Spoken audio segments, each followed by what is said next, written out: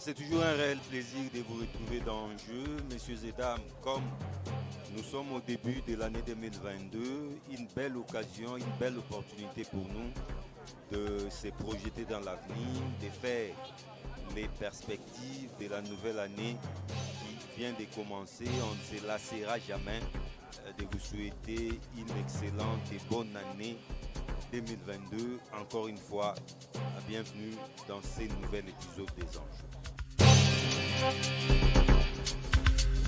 De fil en aiguille, découvrons à présent notre invité des marques.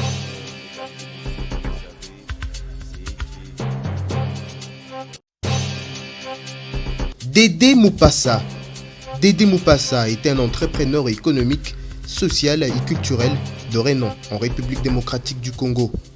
Initiateur des festivals culturels Nzenze et Banama, Dédé Moupassa a été élu député national à la circonscription de Idiofa dans la province du Kwilu. Il est le rapporteur de la commission environnement et développement durable à l'Assemblée nationale. Honorable Dédé Moupassa, mes meilleurs vœux. Bonne année à tout le monde. En tout cas, je me rappelle qu'on avait clôturé l'année avec vous. Et voilà maintenant qu'on entame la nouvelle année avec nous, avec vous toujours. C'est une marque de considération. Merci beaucoup. Oui, bon, nous sommes habitués maintenant à votre émission, qui fait de nous aussi un plateau d'expression. Merci pour tout ce que vous avez fait les années passées. D'ailleurs, je me souviens que cette émission m'a aidé d'un plateau avant même les élections, avant que je sois député. Et il y a une émission en 2018 sous la pluie à la place devant le Palais du Peuple où je mettais mon petit doigt pour dire à très bientôt, on reviendra ici où tu as mis en doute. Hein? Mais aujourd'hui, voilà, on est là. Donc, oui. C'est une émission qui nous est familière. On ne peut pas abandonner, peu importe le rang que la vie peut nous donner. Merci beaucoup, Mourad. Mais déjà, au début, c'était plutôt à la fin de l'année. Mais là, au début, vous êtes aussi dans le monde des artistes. Nous avons perdu un grand artiste, Lolendo Matumo Nadi, général Defao. Vous l'avez personnellement connu? Ah, mais oui, Defao, que je vais dire, ça c'est une partie de ma famille, autre de ma famille biologique. C'est connu de tout le monde. C'est depuis 92 que j'ai eu à produire Defao à Lubumbashi. Et on a fait pas mal de... Ah non, là, Festival Nzenze n'était même pas né. Festival Nzenze, c'est en 2008, donc 10 ans après. Là, c'est déjà avec Mobutu Sese Seko, donc 2002, je dis. Et pardon, de 1992, hein, lors de ses premiers voyages avec Big Star, sur le Katanga, avec le Godric Nouni, le Pascal Poba présent à Lubumbashi, les Guinémbo, Personam. Et voilà, donc il y a très longtemps qu'on a commencé avec lui. Et puis, de la production, on s'est fait une famille. Et c'était un monsieur très ouvert, très, très ouvert. Et il arrivait même chez moi à la maison, même si je ne suis pas là. Je suis en Afrique du Sud, il est de passage à Lubumbashi, il fait un coucou à ma famille. Il peut être au Zimbabwe, je vais pour le voir plusieurs fois. J'allais à Nairobi le rendre visite privée. Quand il était malade en Tanzanie, j'étais avec lui. Et j'ai des appels. Hein, mais sauf que depuis qu'il est revenu sur Kinshasa, avec des fonctions qu'on occupe maintenant et les charges d'horaire, non, on s'est revu. Je suis allé le voir à Rotana. On ne s'est pas impliqué, en fait, c'est ce que je veux dire, dans tout ce qu'il est venu faire ici, avec le mandat là, que je remercie, et tous ceux qui ont porté leur concours.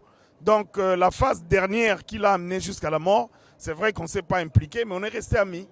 Mais vous l'avez dit, à un moment, il a vécu pendant longtemps à Nairobi, au Kenya, mais les raisons qui ont fait assez qu'il s'exile, entre guillemets, on a raconté que l'ancien président de la République serait son chauffeur du côté de Tanzanie. Non, c'est faux d'abord, faux et archi faux, parce que le président est devenu président de la République pendant que Defao ne s'est jamais rendu en Tanzanie. Surtout dans la formule actuelle. Je vous dis, il est venu au Katanga en 92 92, on avait encore de guerre de MOBA, des menaces, de tout ça. Le président de la République, l'ancien président de la République était encore au maquis. L'action d'Afdel n'avait même pas encore commencé. Et des fois, on n'avait pas foulé le pied de Tanzanie. C'est après qu'il est allé en Tanzanie, pendant qu'il a laissé le président de la République en fonction ici. C'est seulement après qu'il est allé en Tanzanie. Et pour jouer, mais il s'est installé seulement à Nairobi. Donc c'est une fausse histoire. Il n'a jamais été en exil aussi. Ça, il faut insister. Parce que je me souviens en 2008 ou 2009, je l'avais invité au mariage de Jojo Mandiki. Il a joué à Lubumbashi.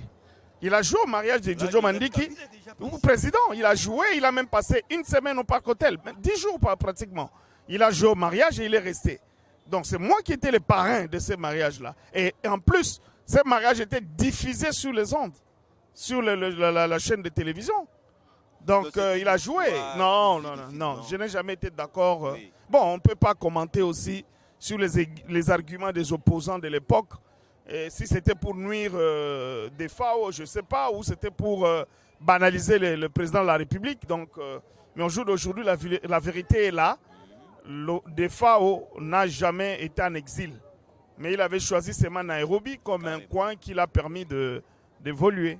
Paix à son âme. Paix vraiment à son âme. On attend son corps très bientôt. Déjà, pendant que nous tournons l'émission, il y a des démarches du gouvernement et le comité de musiciens à qui nous donnons notre appui aussi, pourquoi pas, pour attendre et réserver un accueil, ainsi que des obsèques dignes de son rang. Parce qu'il est resté un monsieur qui est anthologique par ses œuvres et par tout ce qu'il a fait dans sa qualité d'artiste dans ce pays. Bravo l'artiste. Alors, honorable Dédé Mopassa, vous, chaque fois qu'on vous reçoit, vous aimez beaucoup parler du Congo profond.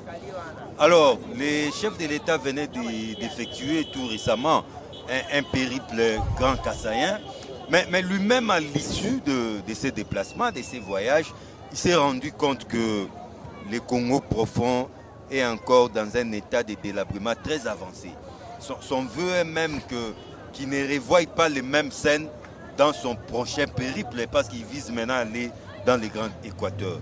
Comment expliquer que nos provinces soient dans cet état, honorable Dédé Mopassa? Oui, mais c'est l'abandon qu'on s'est fait nous-mêmes de nos familles.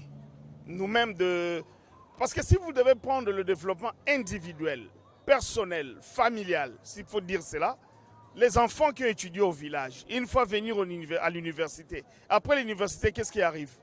Personne ne retourne dans ce coin-là.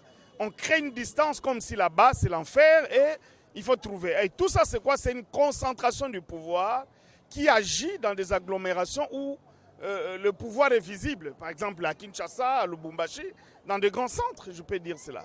Et l'intérieur qui donne la vie, quand je dis la vie ici, même l'agriculture, même la grande partie qui donne la vie aux citadins, est pris en laisse pour compte et laissé pour compte.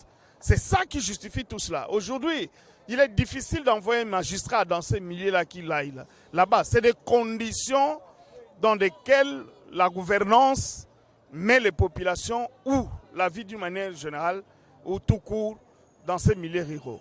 Donc nous avons des responsabilités énormes à agir parce que les agglomérations des civilisations, si je peux dire cela, qui représentent des villes, parce que les villes ne sont pas des créations des Congolais, ça c'est des créations des colons, de l'impérialiste et tout ce que vous voulez, parce que le mode de vie dans nos villes ne sont pas les modes de vie dans nos sociétés traditionnelles qui sont nos villages, nos secteurs ou tout ce que vous voulez. Donc, de 2 points. Et d'ailleurs, vous voyez que depuis qu'on a commencé les élections, il n'y a pas de souci. La Constitution donne, la Constitution dessine la vie démocratique par la démocratie, par l'élection, de grandes élections jusqu'aux petites élections. Et d'ailleurs, pour moi, des grandes élections, ce sont ces élections-là, à la base, où on doit mettre des conseillers territoriaux, c'est pas moi des conseillers, des collectivités et tout ce que vous voulez. C'est là-bas que l'expression démocratique doit d'abord se manifester jusqu'à arriver à la présidence de la République. Mais nous, on a inversé. Il faut commencer par les présidents, mais la base n'est pas prise en compte, c'est pas renversé. C'est pas normal. Et jusque-là, nous nous battons pour les élections présidentielles et législatives encore en 2023. Il n'y a pas un mouvement qui milite pour les élections à la base. Et on n'aborde pas les vraies questions. Et les vraies questions, même de développement, ne viennent pas. Et ces élections qui s'arrêtent à 2 niveaux est créatrice de conflits, au lieu de rester des élections qui amènent vers le développement. Des élections qui amènent des discussions politiques. Qui a gagné, qui n'a pas gagné, et tu travailles, on doit te mettre le bâton dans les roues. C'est pas toi, c'est nous, et comment on doit jongler avec. Donc on a laissé la démocratie entre les mains de politiciens qui s'enrichissent au détriment de toute la population. Et ça, nous devons écrier. Aujourd'hui, c'est vrai, je suis député, et il faut revoir un certain nombre de choses. Et surtout, commencer l'élection à la base. Avoir une expression démocratique, électorale, à ceux qui détiennent le cours normal de la gouvernance au niveau de la base. On n'a jamais eu ces élections. On n'en a pas jusqu'à ce qu'on a lancé la vie démocratique dans ces pays. On n'a jamais fait ces élections-là. Donc c'est controverse, c'est antidémocratique. Il y a une partie qui est développée par la démocratie, par les élections. Une autre partie, je ne sais même à qui gère, qui nomme. Et ces gens-là, qui les met là-bas, ils travaillent pour qui? Au lieu de travailler pour la population à la base, ils travaillent pour ceux qui leur donnent le pouvoir. Moi, je suis député, je travaille, c'est vrai, pour la République, mais pour le compte de ceux qui m'ont mandaté, ceux qui m'ont donné le pouvoir. Ça devait être ainsi jusqu'à la base. Mais la politique, c'est ces secteurs qui payent mieux en République démocratique du Congo. Bon, ça semblait payer pour les uns, ça semblait aussi ruiner d'autres. Je connais aussi des collègues qui se sont plongés en politique, ils ont perdu leurs affaires, ils ont perdu leurs biens. Je connais des avocats de Renault, depuis qu'ils se sont jetés en politique. Même leur cabinet ne marche plus. Je connais. Mais je connais aussi de Vauriens qui sont venus dans cette histoire d'aventure. Et en fin de compte, c'est des millionnaires, ils comptent au bout des doigts. Donc, c'est ça qu'on doit mettre fin à cela. Il n'y a pas un Dieu, il n'y a pas un saint. On est dans ce problème. Si ce n'est pas toi, c'est ton cousin. Si ce n'est pas ton cousin, c'est quelqu'un de ton village. Mais en fin de compte, c'est toute la République qui en pâtit. Donc, on doit régler l'affaire en étouffant l'abcès dans le fond des choses et non pas être superficiel. Non, voilà. Alors, honorable Dédé Mopassa, pour peut-être tourner cette page du président de la République, il y a, partout il passait, il prononçait des discours, mais il y a une phrase qui fait débat, honorable Dédé Mopassa.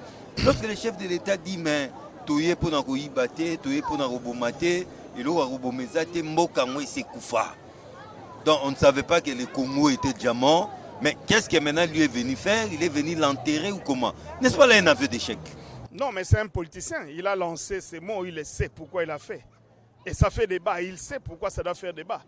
C'est un élu. Il doit s'excuser. Non, mais ce n'est pas à moi de demander des excuses au président ou quoi. Je considère que c'est un politique. C'est pas digne de lui. Non, j'ai dit, c'est vous qui considérez ça. Je ne défends pas cela.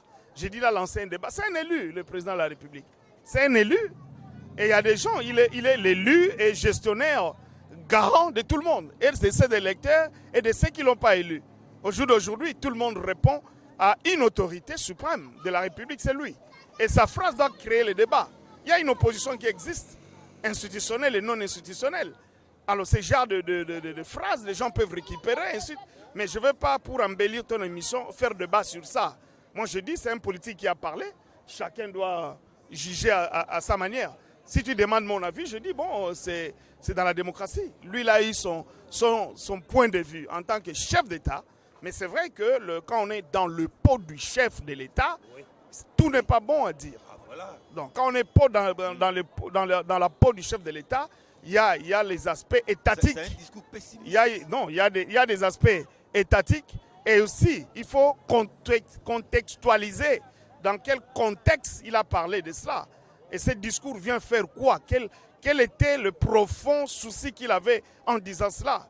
Parce qu'on peut faire des rhétoriques, il a détruit. Oui, non, ça veut dire aussi que, attention, il n'y a rien. Nous devons nous battre pour relever. Pour ressusciter. Pour ressusciter. Donc voilà, tout est...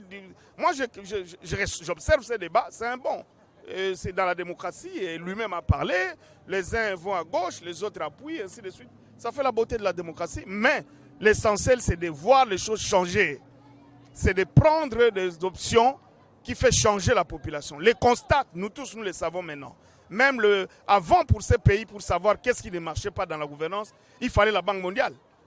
Il fallait les fonds pour venir faire des examens, les études sur tel. Mais aujourd'hui, c'est plus nécessaire de le faire parce qu'on sait le voir. On sait voir que rien ne marche, on sait voir qu'il y a ceci, il y a cela. Mais en tant qu'autorité, en tant que responsable dans des institutions, notre grand souci, c'est de donner encore de l'espoir à la population et de tracer une direction pour impliquer cette population d'adhérer à ces changements, d'adhérer à ces sacrifices, parce que nous sommes appelés à ces sacrifices, pour transformer ce pays et donner l'espoir à tout un chacun pour une bonne redistribution des acquis ou de recettes ou du social de ce pays. Honorable Dédé Mopassa a une autre phrase qui a coulé encre et salive. Lorsque le chef de l'État, à Mbujimayi, s'adressant à la population, se prononce en Chiluba, vous êtes mon sang, il a dit Machi Amoumenu, ça c'est en Chiluba, donc vous êtes mon sang. Ça a été aussi très mal interprété, surtout en ce moment. On a traité même les chefs de l'État de tenir un discours tribaliste. Vrai ou faux? Bon, le tribalisme, c'est quoi? Le tribalisme, ce n'est pas le fait de se reconnaître de ses origines, non. Le tribalisme, c'est des faveurs. Le tribalisme, c'est une faveur qu'on donne à quelqu'un à cause de l'appartenance tribale. C'est là où il y a l'application. Mais le fait de se reconnaître, moi, je suis de quelque part, je suis ceci, je suis cela. Et puis c'est un politique qui parle. Il sait très bien qu'il n'a pas donné suffisamment ce qu'il faut à cette population. Mais alors il fait leur dire, voilà, moi je suis le vôtre, comptez sur moi. Alors mais c'est un politique, c'est un discours politique.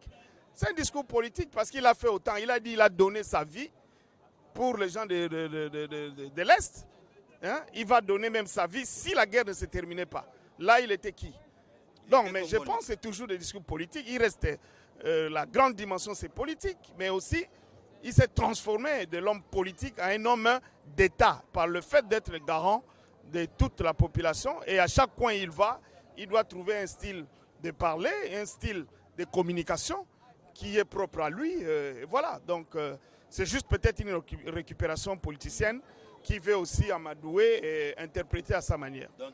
Mais nous, moi je ne vois pas quelle est cette faveur qu'il a fait aux Kassaïens pour dire vous êtes mon sang, en leur faisant quoi exactement?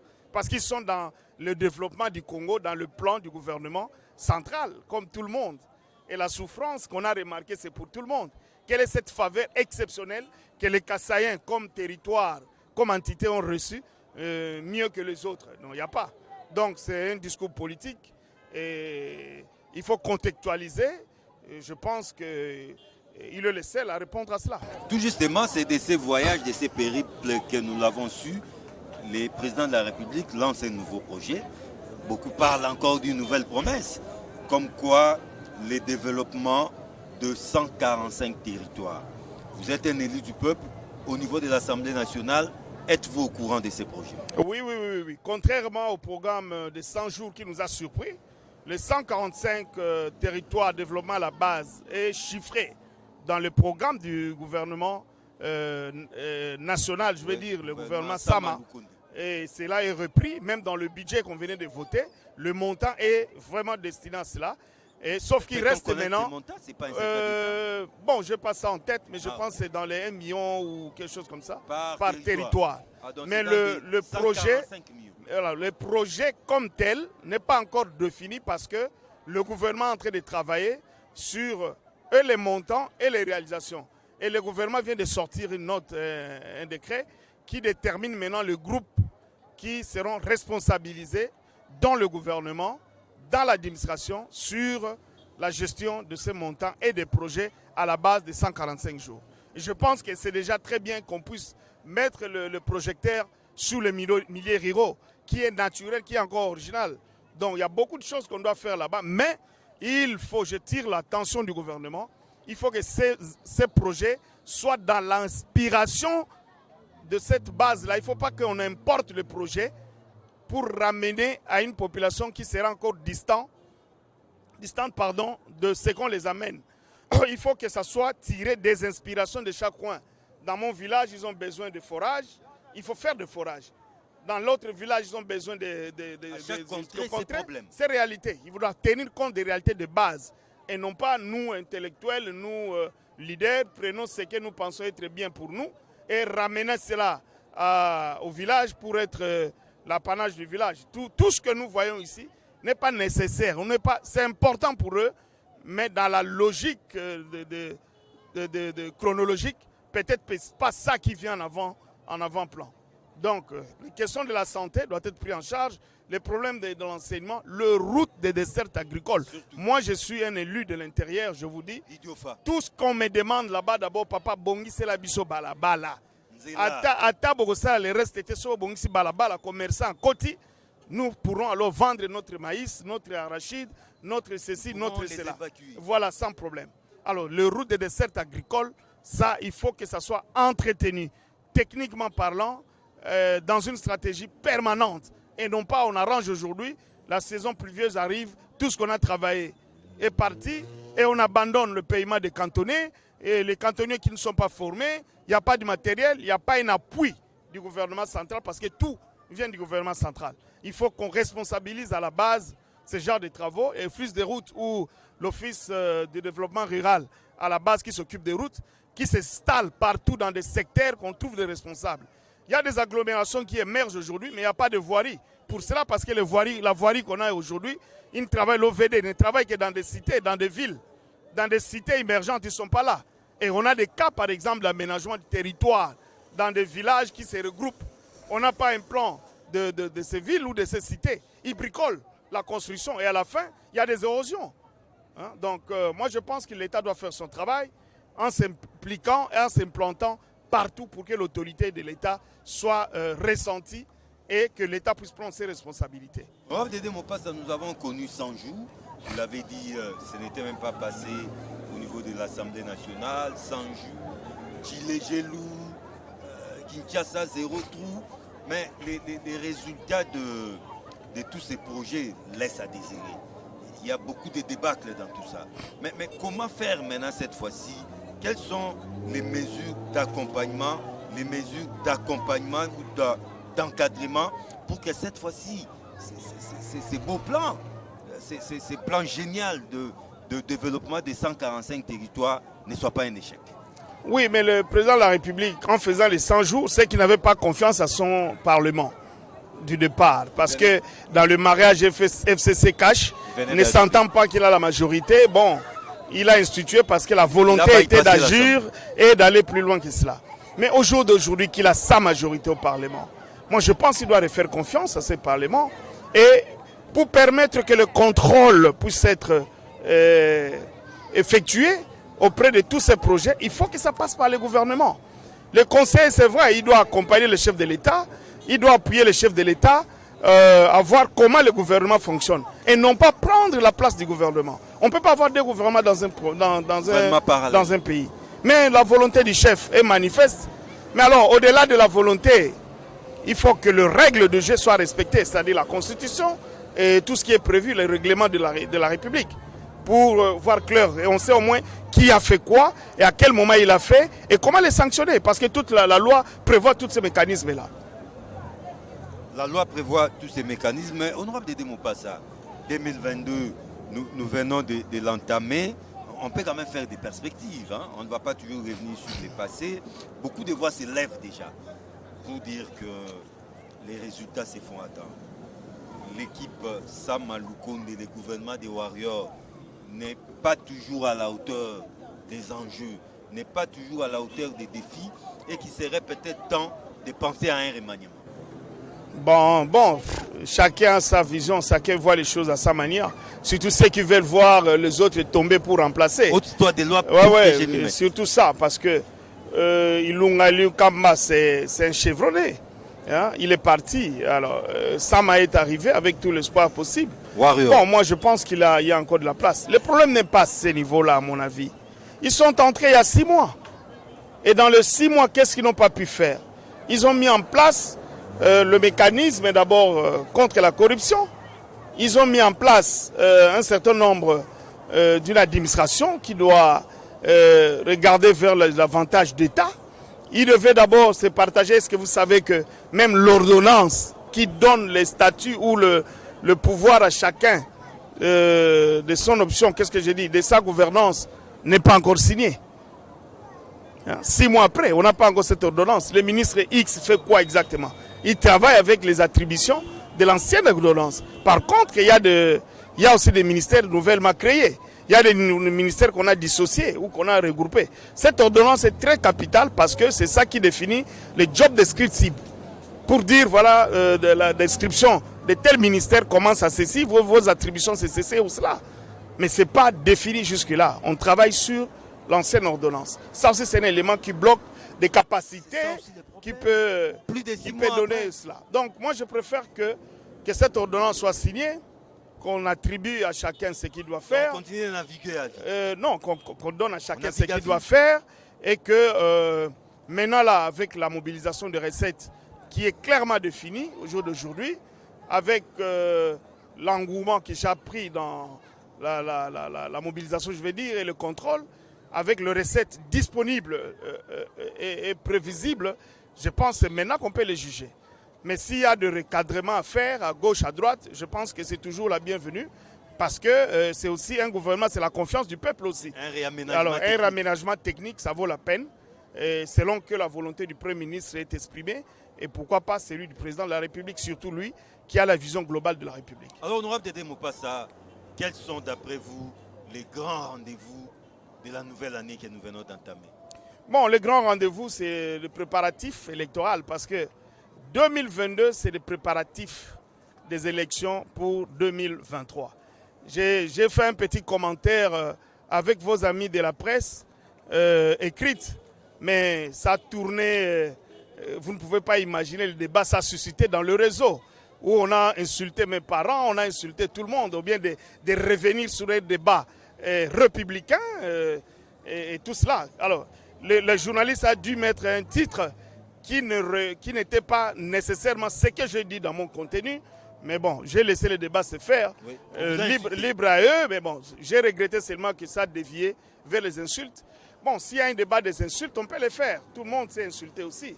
Mais moi je dis, on doit relever notre niveau. Quand il y a une idée dans la République qui ressort, que ce soit à gauche et à droite, il faut donner des arguments qu'on avance avec, mais les insultes ne peuvent pas construire, bien sûr. Mais bon, ils ont du pardon de mon niveau. La preuve est que je reviens encore à la presse pour clarifier. Donc, les élections ne peuvent pas être quelque chose qu'on le fait au bonheur des communautés internationales. Non. On ne peut pas faire des élections parce que nous pensons que c'est ça le règle des jeux pour avoir l'unanimité, pour qu'on soit reconnu à gauche, à droite, c'est le fait d'organiser des élections. Non. Les élections, c'est un choix qu'on donne à notre population pour mettre des individus à une gouvernance, pour transformer leur vie, pour les ramener le bien-être. Donc les élections, c'est une conséquence automatique et directe d'un développement. Mais si les élections vous prennent 3 ans de discuter que sur la politique, qui a gagné, qui n'a pas gagné, c'est mon tour, c'est pas ton tour, comment on peut faire des coalitions, des élections pour des coalitions, je pense qu'il y a la matière à discuter. Et même le processus, le procédé même pour arriver aux élections même. Il faut que ça soit redéfini. Et d'ailleurs, notre principe, quand vous lisez notre constitution, tout est consensus. Le pays a pris l'option de consensus à tout prix, que les gens se parlent. Mais dans la composition de l'actuel bureau de la CENI, il se pose un problème de consensus, honorable Dédé Mopassa. Mais c'est de ça que je parle. Oui. C'est vrai, on ne veut pas fermer les oreilles sur ce genre de problème. C'est vrai que le train est parti, mais il faut arriver à une gare. Non, pas les champs à bois. Le train est parti parce que le pays se réveille le matin, ça doit continuer à fonctionner. Les caprices des uns des autres ne sont pas pris en compte. Mais au moins, à une gare bien déterminée, il faut que les autres montent. C'est très important pour ramener ce consensus, tout simplement pour qu'à la fin des choses de ce procédé, qu'on arrive à avoir des élections qui mettent fin aux discussions politiques et que le débat soit orienté vers le développement. Sur le plan de développement, que les uns disent il faut travailler sur les routes, les autres disent il faut travailler sur le rail, les autres disent il faut mobiliser autant et les autres sur le fleuve. Et voilà, il faut inventer des drones pour ceci, les autres cela, les hôpitaux modernes, les autres la numérisation de ceci. Voilà le débat des républiques ou de pays qui aspirent au développement. Mais nous sommes toujours au débat qui a gagné les élections, comment faire pour gagner les élections, et tout ça. Alors, donc voilà. Des élections, on en parle encore. Mais à quoi servent ces élections? Alors, c'est de ça que j'ai parlé. C'est vrai que le titre que nos amis d'Africa News ont repris, bon, libre à eux aussi, les journalistes sont libres aussi de manipuler leur arsenal, mais au moins, je suis d'accord du contenu, parce que ça m'engage, le contenu a été encore, reflète encore le même débat que je lance ici. Nous devons en parler, nous devons discuter. L'union sacrée ou pas. Au-delà de l'union sacrée, le peuple là que vous voyez, ce sont nos cousins, ce sont nos pères, ce sont nos membres de famille. Ça retourne contre nous parce que tout leur malheur tombe sur nous. À 6 h du matin, tu as la famille devant toi. Je vois le président en tournée, mais j'ai vu des conseils de chefs de l'État, j'ai vu les gens suivre maman Denise, aller payer des factures à l'hôpital pour les gens qui ont été bloqués pour la santé. Ah mais c'est terrible, c'est déjà à ces niveaux de choses-là. C'est pour dire qu'il y a des choses qui ne marchent pas et nous devons prendre conscience. Ça ne sert pas de jeter des pierres ou en disant ça, c'est qu'on est contre ceci ou contre cela. Non, à un moment donné, le langage républicain doit nous dominer et que celui qui a le pouvoir doit retourner, regarder à droite et à gauche pour tracer un bon chemin et que nous arrivons aux objectifs de développement. Parce que le monde nous regarde aussi.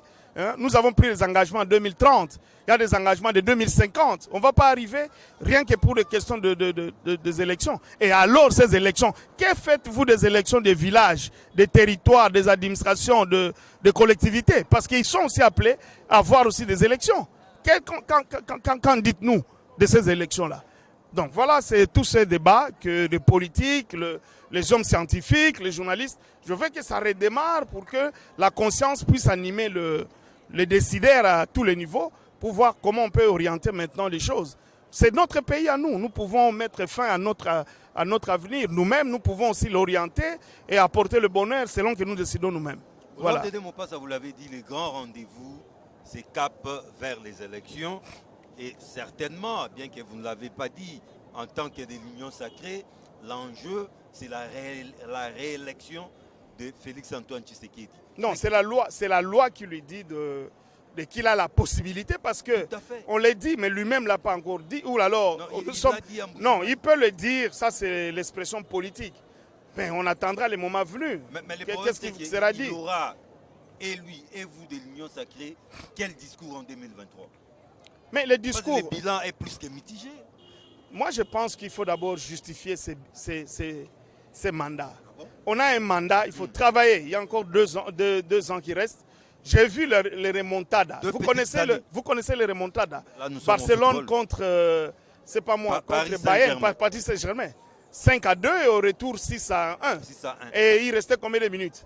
Vous avez encore le miracle de Congolais au Burkina Faso, 97 ou 99, où il nous restait 4 minutes, on a marqué et on a été qualifié.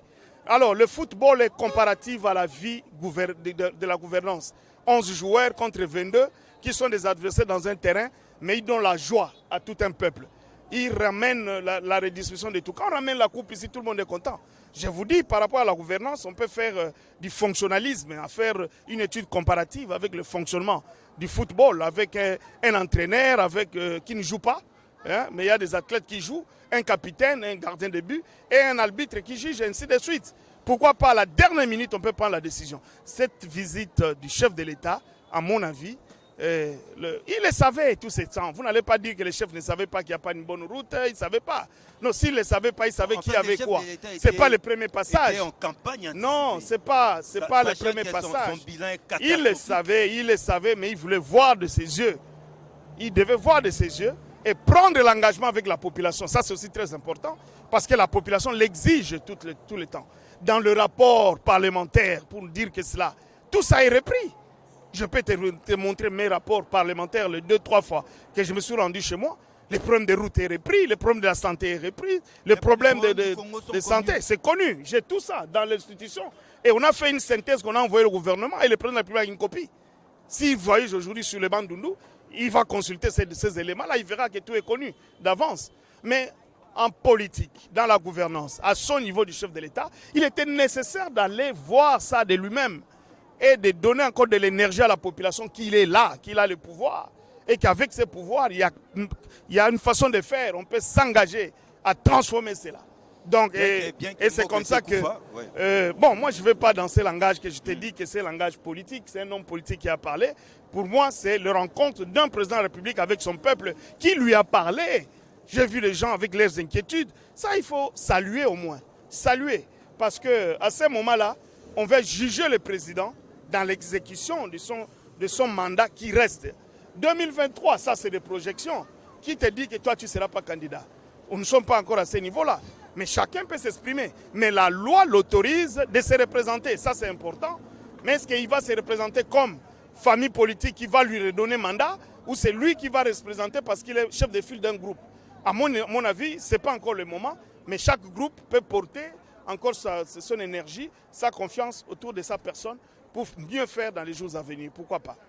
Honorable Dédé Mopassa, vous êtes aussi rapporteur d'une grande commission à l'Assemblée nationale, la commission environnement, développement durable. Il y a ICOP tout dernièrement, comme nous le savons, la RDC était au centre des enjeux, tout ça. Mais où en sommes-nous en début de cette année? Il y a eu tant de promesses, qu'est-ce qui a été déjà fait depuis lors? Oui, mais le problème avec le COP, c'est quoi? Ce n'est pas une initiative des Congolais.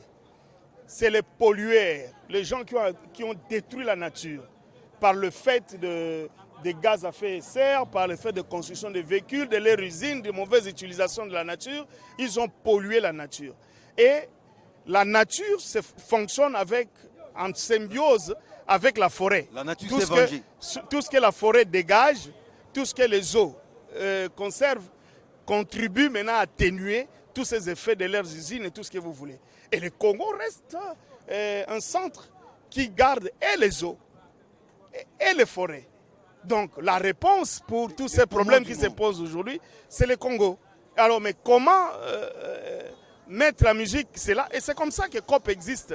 Il y en a eu COP 10, COP 20, COP 21 et aujourd'hui, on est à ce COP-là qu'on est aujourd'hui. La réunion continue entre les techniciens, entre le gouvernement et les chefs de l'État. Ils ont pris des mesures. C'est vrai qu'au niveau étatique, au niveau international, les décisions peuvent se prendre. Maintenant, il faut les couler pour l'exécuter. Donc, on attend d'ici là. Mais le Congo reste toujours pays solution. Et dans le fait d'être pays solution à l'interne, nous devons nous organiser aussi. Et c'est ce que nous faisons par la mise en place de politique générale pour gouverner nos forêts, les politiques générales pour la gouvernance de nos eaux et la biodiversité. Pourquoi pas? Donc je pense que c'est sur ça que nous devons travailler. La session prochaine, on va encore s'y atteler en connivence avec le gouvernement, bien sûr, et le plan directeur défini par le président de la République. Honorable Dédé Mopassa, on ne peut pas terminer cette émission sans évoquer les questions d'ordre sécuritaire, notamment à l'est du pays. Je ne sais pas, c'est pour la énième fois que vous prorogez cet état de siège. 8 mois après, qu'est-ce qui a été fait? La société civile de cette partie de la République ne voit pas de bons résultats jusque-là. Mais pourquoi vous continuez de proroger? Bon, en réchange, je ne vois pas les bons résultats. Ils proposent quoi? C'est une décision constitutionnelle. La décision qu'on a prise, c'est une décision constitutionnelle. Les fruits, c'est... Vous savez, dans des pays où l'état de siège ont été lancés, par exemple en Égypte, ça vous a pris 2 ans. Il y a d'autres pays, jusqu'à aujourd'hui, ils sont en état de siège.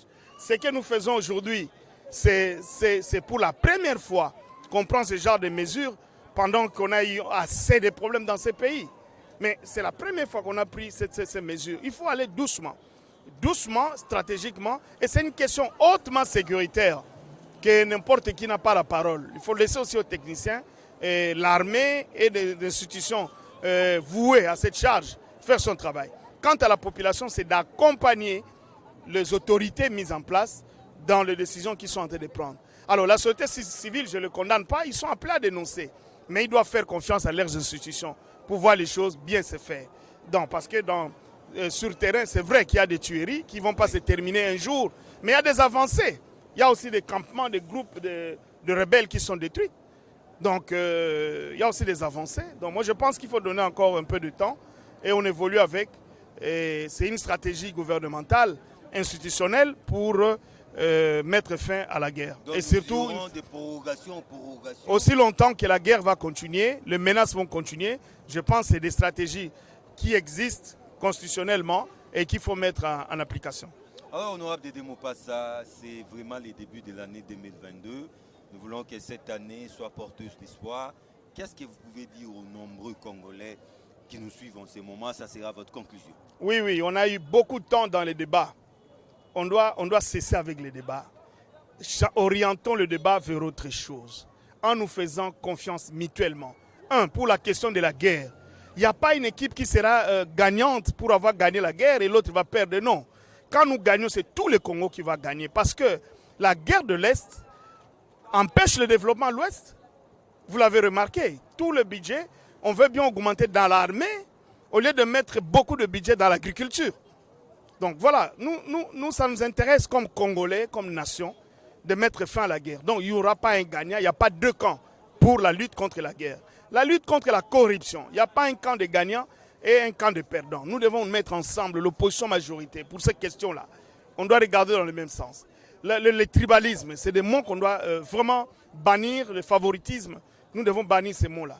Donner de l'espoir encore à ces pays qui se relèvent et qui vont encore se relever.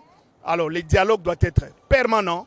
Moi, j'appelle vraiment un dialogue permanent. Encore un dialogue? Non, pas dialogue, c'est ma politique. Il y a un dialogue aussi de gouvernance. Matata Mponyo, Muzito, tous les premiers ministres de ces pays peuvent se retrouver. Moi, quand c'était ça, voilà la technique que j'ai appliquée. Moi, même en apartheid, pourquoi pas? Est-ce qu'ils sont des ennemis? Ça me parle avec Muzito sur les questions de la gouvernance. Est-ce que Matata Mponyo est consulté? Est-ce que Ilou Kamba, qui venait de partir, passe encore des coups de fil? Est-ce qu'on se parle? Est-ce que les expériences des uns des autres est partagée? Donc voilà, c'est très important, c'est notre pays. Il ne faut pas voir les gens dire, voilà, ils sont en train de noyer. Bravo, comme ils sont en train de noyer. Moi, quand je vais prendre, je ferai mieux. Détrompez-vous. Quand un bateau est en train de noyer, soit le bateau part pour de bon en sous-sol, en dessous de la mer, mais pour le relever, ça sera difficile pour tout un chacun. Mais quand c'est en train de noyer, qu'on peut le protéger, c'est à l'avantage de tout le monde, parce qu'on va l'utiliser pour tous. Donc je pense que la main de tout un chacun, l'intelligence, le savoir-faire de tout un chacun est important, et l'implication de la population aussi. Toujours misonga, veiller à dénoncer toujours le mal, et en orientant, en supportant ce qui est positif pour ces pays. Voilà. Des vœux pour le Congo? Alors je dis... c'est le vœu. Tout ce que j'ai dit là, c'est vraiment ça cadre dans le vœu. Bonne santé, mais on ne peut pas trop dire bonne santé quand on n'amène pas les infrastructures sanitaires, c'est vrai. Donc j'ai dit que Dieu protège tout un chacun, que longue vie à chacun et que le travail soit unanimement notre ouvrage et tout ça, santé de fer bien sûr, et beaucoup plus l'espoir. L'espoir encore est permis pour mieux faire pour ces pays. C'est encore possible. Excellente année à vous, honorable Dédé Mopassa. Merci beaucoup de votre disponibilité. Chaque fois qu'on a besoin de vous, vous êtes là. Merci beaucoup. Merci. Au revoir. Ok, au revoir. Qu'est-ce qu'on peut encore dire? Qu'est-ce qu'on peut encore ajouter après un échange si limpide, si clair? L'élu du peuple, l'honorable Dédé Mopassa, a été suffisamment clair. Il a projeté clairement les perspectives pour l'année nouvelle qui vient de commencer. Encore une fois, on ne peut que vous souhaiter une excellente année 2022. Santé de fer, que Dieu protège la République démocratique du Congo et son peuple. Et au plaisir de vous retrouver très vite dans une nouvelle aventure des enjeux. Au revoir.